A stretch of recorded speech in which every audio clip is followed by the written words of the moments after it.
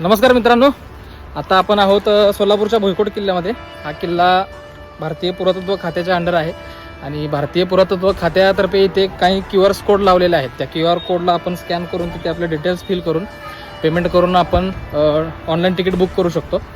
काउंटरवर तिकीट वगैरे काय भेटत नाही.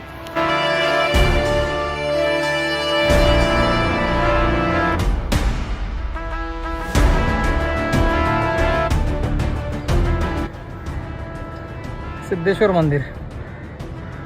आणि या किल्ल्याबद्दल सांगायचं झालं तर हा किल्ला निजामशाहीमध्ये, आदिलशाहीमध्ये तसेच मराठ्यांनी पण काही काळ घेतलेला आहे. स्वतः औरंगजेबाचं 1 वर्ष वास्तव्य या किल्ल्यावर होतं.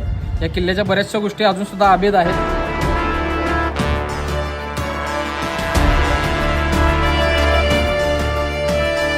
आपल्या पन्हाळ्यावर पण असे 3 धान्याचे कोठार आहेत. म्हणजे ते वरून धान्य टाकतात आणि हे मगाशी जे तिथून बघितलं की नाही आपण टनेल, त्यातून ते लागल तसं धान्य काढायचं काम करतात ते.